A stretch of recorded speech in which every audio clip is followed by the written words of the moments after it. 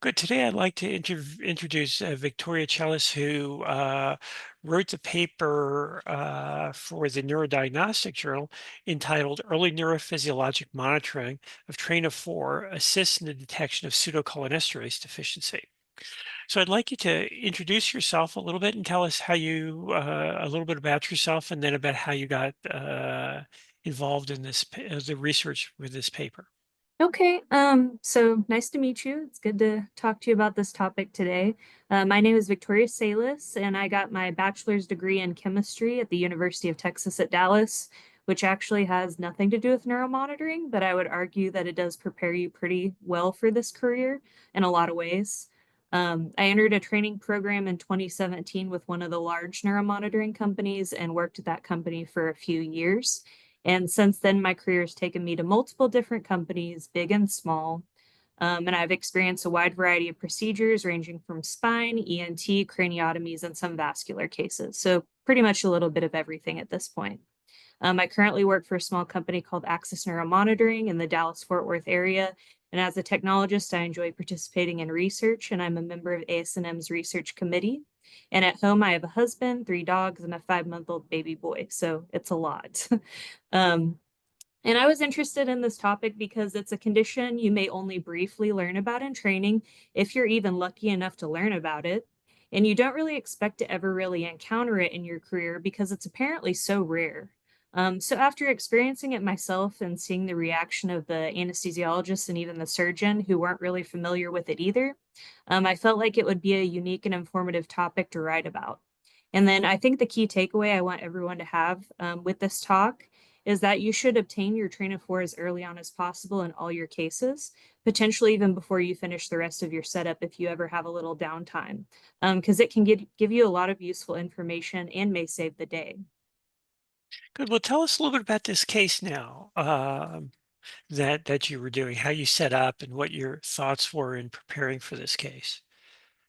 Okay, so my paper, it focuses on just a single case with a single patient that I had. They presented with a large right frontotemporal brain mass, and the tumor was very close to the motor strip. So the surgeon pretty much wanted us to do everything. He asked for phase reversal, motor mapping, subcortical mapping, transcranial and direct cortical MEPs, train of four EEG, and ECOG. The patient kind of had a limited medical history, but we knew that they didn't have any previous craniotomies or any large like spine procedures. And the anesthesia team did their typical regimen, which was TIVA. It's the surgeon's preference for all of his cases. And at the beginning of the case, they gave 200 milligrams of sux dosed for the patient's weight to intubate that patient. So after that, we began our setup and we started placing all of our leads. And the anesthesia team worked on placing a lot of various lines as well. I think they placed some alternative IVs as well as an A line.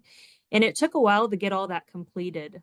So while we were waiting for that and for us to start positioning, my colleague and my VP of Clinical Development, Catherine, who is also there, decided we should go ahead and run our train of four. So this was almost about at the hour mark. It was a little before that. And so we ran our train of four and we didn't get anything from the lower extremities at all. So then we decided to check the hands, and we also didn't get any responses from that. And we just had stimulation artifact. So we started going through our troubleshooting steps. We know the anesthesia team had only given sux, which was almost an hour ago. And so we maximized our stimulation parameters, and we still didn't get anything. So at that point, the anesthesia providers were pretty surprised and also a little skeptical because it had been, about an hour since the sux had been given, and it was a fast-acting paralytic. So when we ran our train of four, I had my colleague go to visually watch the hand and foot to see if we had any visual twitching, which we didn't. And then we finally asked the anesthesiologist to use their little handheld stimulator near the patient's eye to stimulate the facial nerve to see if they had any responses either. So when they did that, there was still no movement from the patient. So at that point, the surgeon held off on any further positioning. He didn't pin the patient's head in the Mayfield frame or anything like that. He just said, okay, guys, let's just go ahead and wait and see if we can get a train of four after a bit more time. So at this point, as we were sitting around trying to decide what's going on with this patient, it's so strange, we finally were like, I wonder if this is pseudocholinesterase deficiency, which is one of those things you just briefly, hear about in your training and you never really see. And so neither the surgeon or the anesthesiologist had encountered it before. The surgeon was like, "What is that?" And so we kind of explained, it to them. And so at that point, anesthesia discontinued their infusions, which was just propofol and remifentanil, and they watched for the patient to start breathing on their own or for chest rise, which didn't happen. So we waited close to almost an hour, and there was still no improvement of the train of four. And at that point, the surgeon decided to just go ahead and cancel the case because at that point, it had been a little over 2.5 hours since the paralytic was given. And so the patient went to PACU, still intubated, and then they were able to extubate 4.5 hours after that initial paralytic was given. So we were able to get some labs from this patient, which helped confirm what we suspected. The patient had pseudocholinesterase deficiency, and we discussed those lab results in the paper. There's two tests that we can run for that. It's the serum plasma cholinesterase level and the dibucane inhibition number.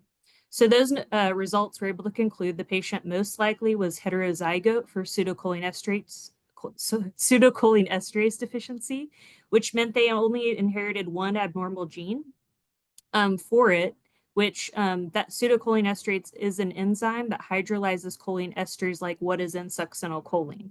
So if you inherit two of these genes rather than one, you're considered homozygote, and the paralysis typically lasts a lot longer, as much as 8 hours. And it's very rare for someone to be a homozygote, somewhere between 1 in 2,000 to 1 in 5,000 people. But the heterozygote's a lot more common with up to 1 in 500 patients. So if anything in your career, it's most likely what you'll encounter. And the patient did exhibit paralysis that was longer than expected for a heterozygote patient, but there are many different variations and mutations of this gene. So he may just have had a more severe form.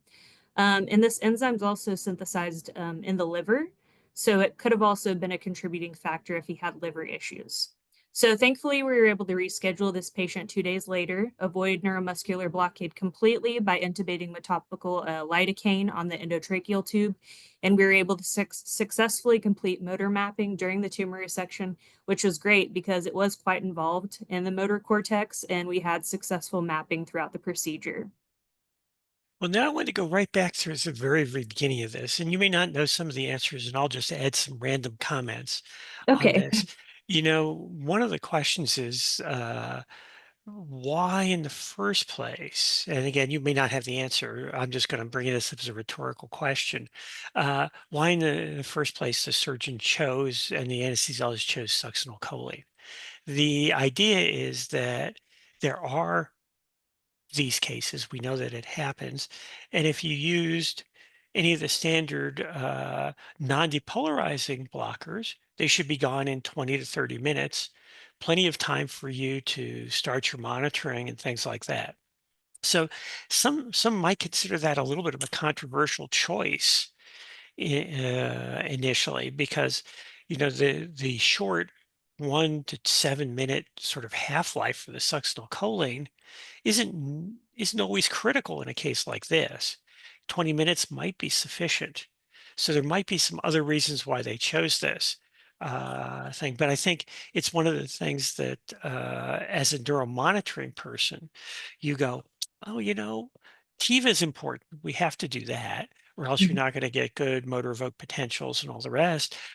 And you don't want neuromuscular blockade at the time you're going to do your monitoring. But could something that lasted a little bit longer? That's going to be a surgeon's choice, but you may have to discuss that with an anesthesiologist someday. You might have to discuss that with a surgeon someday. And you guys did a great job because you were able to discuss some of the issues with the anesthesiologist and the surgeon. And that's sort of one of the roles that the neuromonitoring person has to have this discussion. So that's my number one issue is, of course they get to choose that, but we have to try and understand what their logic was. Um, the other question I have, which is again a clinical question that's not in your purview, uh, if you had diagnosed pseudocholinesterase deficiency in the OR, probably one of the last things you would do is turn off the sedation. Uh, because if you don't know how long it's going to take for the patient to become unparalyzed, you don't want them to become awake and be paralyzed. because Mhm. that's going to be a traumatic experience for them. So, these are clinical things that are well beyond the neuromonitorist. But what you might have said, what the an alternative choice for the surgeons and anesthesiologists would have been to say, you know what, we're going to keep monitoring that train of four, and we're going to keep some sedation until the train of four starts coming back. And then once we know the train of four is coming back, get rid of the sedation to avoid that idea of someone being paralyzed and being awake. Now, in this Mhm. case, did the patient have any recollection from the surgery? Not that I can recall. When we interviewed him the second time for the rescheduled procedure and also got his consent to, write this paper about him, he didn't seem to recall anything. He didn't mention it during the interview process, and he didn't have any changes, in his symptoms since then. So thankfully, it wasn't traumatic for him. Good, but that's one of the considerations, and then again, it's well beyond IOM, Yeah. but it's still important. Now, let's go back for a second, and when you were troubleshooting your train of four, Hmm. um, so what did you do to make sure that the train of four you were actually stimulating, besides having the anesthesiologist use a complete separate device, which is a great idea? Did you know you were delivering current? How do you know that there wasn't a problem with the wires, things disconnected or connected improperly? How were you sure about that? Well, we weren't 100% sure on that, but it did help. We had two clinicians there, one that was very experienced besides me. And we were taking it from each limb of the patient. And so, this is something we do for all of our cases. We can check to make sure nothing's, not hooked up correctly. I guess we could have tested it, on one of ourselves potentially, if we were concerned that it was like a stimulator box issue, but it didn't seem to be. We were still getting a nice, like, little stimulation artifact at the beginning with just no visible twitch. And so I increased the pulse width all the way up to 500 microseconds, and I increased the stimulation intensity all the way to 100 milliamps, just to exclude maybe like some sort of peripheral neuropathy or something like that that could have been causing it, at least for the feet.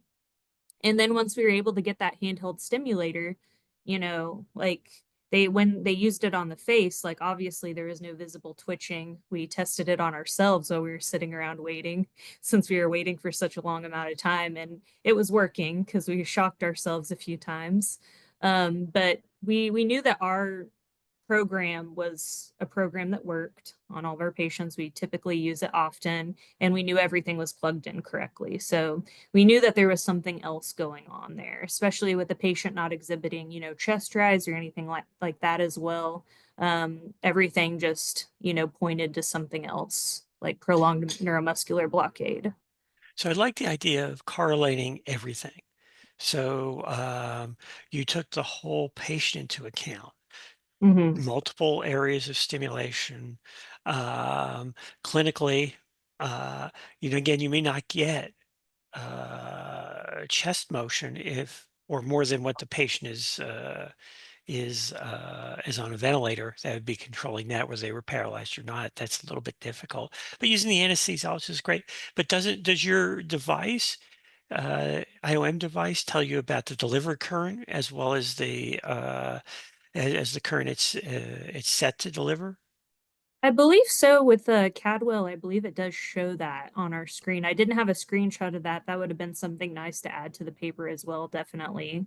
But it Um, usually shows if you're not delivering the current that you expect. mhm. Now, there are also alternate ways in which the current could be delivered and not stimulate. And of course, this typical would be to have the electrodes in the wrong electrodes plugged in. If you put one electrode in the right arm and one electrode in the left arm, you would still deliver the current, but you wouldn't get any motion or any stimulus, but you checked because you did do it on yourself and you did double check the electrodes and made sure they were Mhm. all connected. So those are other places where the troubleshooting becomes very important. Now, um, so when you found this, you did some troubleshooting. And how long was it for the time you noticed this, roughly, till you've let the anesthesiologist or the surgeon or the staff know? How did that process go of notifying people? Yeah, so like I said, around the 50-minute mark after induction is when we ran our initial train of four. It was prior to positioning. I think they were maybe finishing up one more line. They were kind of struggling. This wasn't the most healthiest patient, so it was taking a while. And I think we even had two anesthesiologists working on him. So when we ran that initial train of four and we got nothing, we were kind of, confused about that. And so we checked everything, made sure nothing was swapped. We tried the hand instead of the foot. And at that time, I did mention that to the anesthesiologist and to the surgeon because he was in the room. I said, "We're not getting a train of four from this patient." And so the anesthesiologist was a little skeptical, like I said, because, short acting neuromuscular blockade, it's been an hour at this point, like it should be worn off. So I did let them know about that. And then I knew they had that little handheld stimulator. So I was like, okay, well, if they're skeptical of me, even though this is a team I regularly work with, let's get them involved to see, so they can see it for themselves. I think it's a good way to make them believe you is by getting them involved in the process. Like, hey, let me stimulate and do a train of four. Do you see the hand move? And have them look at it. No, you don't see that. Okay, well, let's try something else. Let's try that stimulator that you have and let's see if the patient moves. So then once they tried that, we realized, okay, yeah, something's odd here. So that's when the surgeon said, okay, let's just wait. So he just sat down, and said, let's just wait and see if this gets any better. So do you have a concept of how long your troubleshooting took? Just the process from you recognizing there's an issue till the time you felt confident enough to let people know that there might be an issue. Do you think it was 1 minute, 5 minutes, 10 minutes? What do you think? Probably a couple minutes, just because I was familiar with that template, it was something I consistently used. I haven't had an error in my train of four in a long time, thankfully, no electrode swap. So I was pretty confident in my setup. Okay, so a couple of minutes. Now, um, when you found that, one of the questions that comes up is, do you call a neurophysiologist monitoring the case, or you just let the anesthesiologist know? Obviously, your approach was to let the anesthesiologist know, right? Mhm. And that's probably the best approach, right? Because you don't need to contact a remote individual who can, unless you're having troubles that you can't Yeah. solve yourself. The anesthesiologist would be the most direct person involved in this and would help you with the idea of troubleshooting. Okay, what else could this be? And you can work together as a team. Was there a clinical neurophysiologist involved, and did they get involved later on? How did that work?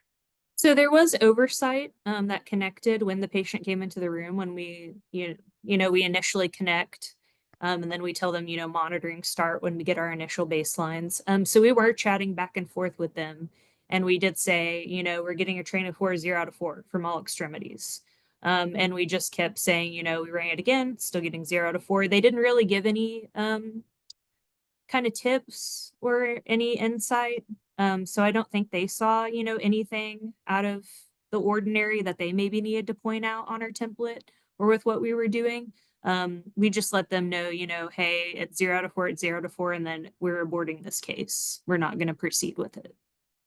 Now, the other thing you pointed out was, I think, probably maybe the most important thing that came up is what you said was they didn't believe me, or they may not have believed me. You see, that's the thing where you did a fantastic job at this because it's not personal. You went on and said a lot of technologists, especially ones beginning the OR, would say, it's me. No, it's about the patient, like you did. And I think that's an important way to frame your response. If you're just not sure about something, you don't have to go to the endless degree to be absolutely certain. You have to find there's something wrong, let somebody know. Let them know soon. And that's what you did. And I think that was probably, the most critical thing for everybody to know, that don't be afraid to let people know these kinds of things early on, because I think it really helps. So that was great. Now, so the other question I have is really goes back to a question I had before. They were able to perform this case successfully without a neuromuscular blockade. They Mhm. could have performed the case successfully with a non-depolarizing blocker. Uh, and we all know that succinylcholine is a little bit problematic for a number of different reasons. Uh, and I'm not sure that's a choice that a lot of people would have made. But you can show that there's many ways to do the case, Mhm. right? So that's the thing, is that there's not just one way to do the case. The only thing we needed was, if you're going to do motor evoked potentials, to do TIVA. Now, I want to just a quick thing. What did the monitoring show when you actually did the case? Were there anything important happened during that case? Did the monitoring give any interesting alerts? So for the rescheduled procedure, Yeah. so we actually did have a little transient changes at the end of the procedure. During the resection, we got pretty close. When we were doing our subcortical mapping, our thresholds, I think dipped below 10 at some point, and we did have a little transient decrease in our motor responses, I think, for one of the arms. And so the patient did wake up with a little transient weakness. So it definitely was critical that we were able to do all those modalities for this patient because if this patient would have been like a homozygote for pseudocholinesterase deficiency and would have been asleep or paralyzed for, let's say, like 8 hours, and the surgeon just would have went ahead and said, okay, I'm just going to do this case anyways, we wouldn't have been able to help the surgeon and guide him in that resection, and it would have been really terrible for the patient. Now, what if you didn't do the train of four? Say that you didn't do the train of four in this case, for whatever reason, and you just said, "Look, this always works out. I'm doing my motors." You would have. How would you finally know that this happened? Would there be any way to be sure? Yeah, so when I think about that, I think about running SSCPs and going to feel the hands or going to feel, the foot, see if they're twitching. That's something I also check, whenever I run a trainer for and it's questionable, like let's say if the patient has really bad diabetic neuropathy in the distal extremities and my trainer force terrible, but the anesthesiologist says, I swear, this neuromuscular blockade should be worn off. So what I'll do is I'll turn my SSCPs on and I'll go feel, the hands or the feet to see if there's any visible twitching. And that's kind of like one way I would check if I wasn't running Train of 4, but I would always run Train of 4 on all of my cases because it does give you such good information. Um, Good. Okay, so that's great. Now, one of the things that comes up in this article is the idea of choosing the different neuromuscular blockade. We talked about the depolarizing blocker, succinylcholine, which is great because it has such a short half-life. But it can actually be associated with other problems too, right? It can be associated not only with prolonged paralysis, but you can get significant and very dangerous potassium release if you have chronic denervation. Uh, Somebody who's been paraplegic or something like that can be a problem. Also, you're a little bit more risk for malignant hyperthermia. So Yeah. those are ones that are particular issues, especially somebody who's had chronic neuromuscular injury. It can be a real issue for them. The non-depolarizing blockers are a little more predictable, Hmm. uh, but they still have their own vagaries of side effects. So it's always difficult. Some of them have hepatic metabolism, some have renal metabolism, some are metabolized in very, very different ways. Some of them are metabolized to agents that cause seizures, uh, bronchospasm, hypotension. So there's a lot of different things that can happen. So the anesthesiologist really has to understand all that. And it's good that you understood enough to have a good conversation with them about some of this. This is great. Um, why don't you go ahead and explain for us the results you ended up with the pseudocholinesterase levels and the Yeah. dibutane number? Yes. So let me look real quick for that. Do you want me to kind of explain what those tests are exactly? Or I can explain them too. Whatever you want, you go ahead. Yeah. Okay, let me look here. Okay, so for the pseudocholinesterase deficiency, there's two different tests you can do for that. And so there's a serum blood test, which I think you have to wait like 48 hours after succinylcholine's given to draw the blood for that. So I think we had to draw it maybe even after the rescheduled procedure, like when the patient was still in recovery for like however long. I don't know if they were in the hospital for a week or so after the cranie, but they were able to eventually draw the patient's blood after the succinylcholine was completely out of their system. And so they had to send that off to a lab because they don't do those in-house either. So it took weeks for us to get the result back. And so the normal range for that is typically 3,200 to 7,500 units a liter of cholinesterase enzyme in a patient's blood. And so ours was 698. So it was well under the normal range for that. And so while that gives us some information, about the patient's pseudocholinesterase deficiency, it doesn't really let us know if the patient's heterozygote or homozygote. It just shows that they have something going on that's causing them to have less cholinesterase in their blood. So then what we do is we also do a dibucane inhibition test as well. And so dibucane is like an amino-amide local anesthetic. And what it does is it inhibits normal cholinesterase. And so what they do is they inject like a set amount and then they check for, I think it breaks down cholinesterase. And so they check for how much is not broken down in the blood. And then depending on what that is, they can decide whether this patient is normal, heterozygote, or homozygote. And Yeah. so for, Oh, I'll just add it's this cholinesterase activity. So it's not a direct measurement of the enzyme itself, but it's the effect of the enzyme on Mhm, the cholinesterase. The dibucane number, looking at the effect of the dibucane, is to tell you what type of enzyme it is. So mhm, a normal enzyme will be inhibited to a much greater degree than an abnormal one. So mhm. if it's low, you can answer that question because the person maybe had some other thing that would cause pseudocholinesterase deficiency, like you mentioned. But if the enzyme level was low and it didn't have a lot of pseudocholinesterase activity because there just wasn't much, then dibucane number would still be normal, as you Mhm. said. So yes, it's a good, they're good tests, but they take forever to get. So you Yes. can't answer that question unless you had a super high suspicion beforehand. Mhm. And as you said, this person didn't have any major surgeries before. Yeah. And even if I they don't. did have surgeries, they probably wouldn't have used succinylcholine because it's not one of the most common agents. So this Yes. person could have gone through 10 surgeries and no one would have ever noticed, because they would have No, probably used a non-depolarizing blocker. unless they have like a family history, which is nice for patients that know, like, hey, I have a family member that's experienced this, then it will give you a heads up, but otherwise there is no heads up. And that's one of the great reasons why, even though those results took 2 or 3 weeks to get back, you were able then to tell them something that they would be able to tell their families about. Mhm.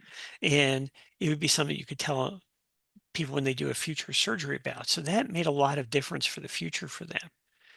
I guess the other point I'd like to make is that um, there's no good way to reverse the succinylcholine effect. Mhm. Um, with the non-depolarizing blockers, you can use Sugamidex, uh, and so that can be very helpful. Neostigmine doesn't work either. So none of those two things really help in the succinylcholine, where you have those other two agents to try and help you reverse the blockade from the non-depolarizing blockers. So I think you get a lot more out of those agents because you have a little more control about being able to um, reverse them than you have with the succinylcholine. Um, so that's great. Now, did you have any other thoughts about this case? Any other things that if you were going to tell a technologist who's new in the OR, what kind of things that you think besides the technical issues and the medical issues that we talked about, um, any other things that you would relay? I would just say my biggest piece of advice is to get the surgical team involved when you suspect something like this. Definitely. If you've made sure it's not a troubleshooting issue like an electrode swap, for example, and you've checked everything, and you're confident something else is going on, voice your concerns as soon as possible and be confident with it. Because you don't want that patient to have an incision made and them to start working on them, and then you not be able to do the monitoring that they need for that procedure, especially in a high risk procedure, because that's kind of the worst case scenario for that patient, and you're going to save them, a prolonged or a potential, deficit after the case or some other sort of issue. So you mentioned that you'd worked with the same team previously, the surgeon and the anesthesiologist. What would Mhm. happen? How would things have been different if you walked into a new OR in a new hospital with anesthesiologists and surgeons you'd never worked with before? It definitely would have made a huge difference because, when people are confident in your abilities, and you do know each other's routines, then, you can trust people when they say, something's up. If it was with a new, team in a different room, I may have second guessed myself. I may have taken a little longer troubleshooting, just to make sure I didn't miss something, because it would be a new, scenery, new team. I would maybe talk to the anesthesiologist a little bit more to make sure they didn't give anything extra, maybe, some rock on top of the sucks, or maybe they're infusing something, well, that wouldn't affect your train of four, but still, just, go through everything with them first before maybe bringing it up to the surgeon. So we could maybe try to figure it out amongst ourselves, before bringing it to their attention. Good. I think that's good advice though too, that it's important to be have a relationship with that team. And if you don't have it and already have a relationship, create it quick. Go talk Yeah. to them and say, yeah, okay, look, we may not know each other, but this, Do and you you know can't. what pseudocholinesterase deficiency is?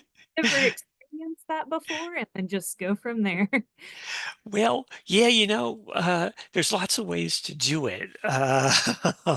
And, you know, you probably, even if you know it's pseudocholinesterase deficiency, you probably don't tell the anesthesiologist that initially. You let them come to it because they might get upset with your, even though you're right. And then you keep pushing them like with any team, you keep trying to push the team in the direction you want them to go. Yes. Because sometimes if you surprise them with something, they have an immediate negative reaction that's sort of hard to predict, especially with a Yeah. new team. So you sort of ease them into that diagnosis. Well, that's what I Exactly. was like. Have you ever experienced this before? I'm just curious, have you ever had a patient that's maybe had that before? Just start a discussion, not necessarily say, this is what's going on, but just kind of like put it in their brain so that the wheels start to turn and they go, huh, interesting. Maybe, That's maybe right. something's going on. But if you approach it with, what'd you give? Which is a sort of thing that some people in the olden days used to do. The anesthesiologist immediately reacts, nothing. Yeah. Right. So when you approach it the way you did with a little bit of a collaborative intent, it works so Mhm. much better. Yeah. Well, that's great. If you had anything else to comment, Um, I think that's probably about it. Oh, what is interesting is they're actually, even though there's no actual reversal agent for succinylcholine, there are some things you can do to help reverse the effects from it, and that's giving the fresh frozen plasma, the FFP, if they have that available at the hospital, because that will actually have the enzyme needed to break down the succinylcholine if they transfuse it into the patient. But there are, some caveats to that. It can, increase the risk of infection and some stuff like that. And there's also something called recombinant cholinesterase, which is derived from plants that they can actually give to patients as well that have pseudocholinesterase deficiency. But I think in these situations, it's for like the severe homozygote cases, and probably only at like major institutions, maybe like academic facilities, that they would have these, as as an option for those patients, which we didn't have either of those. But I found that interesting when I was doing my research that there is, something. And then also I learned that giving neostigmine can actually prolong the effects of succinylcholine, and could make it actually worse. So that's the last thing you want the anesthesiologist to do is to give neostigmine to those patients. Well, see, I didn't know about the fresh frozen plasma. That's an interesting option. Yeah. And that's should be available in most institutions if Yeah. necessary, but it would still take a little bit of time to get that available. But that's a good idea. Makes some sense. Great. Yeah. Well, thank you for this. This has been really great. And I think that's all we need to do today. Okay. Thank you, Dr. Let me Stecker. It was just nice meeting you.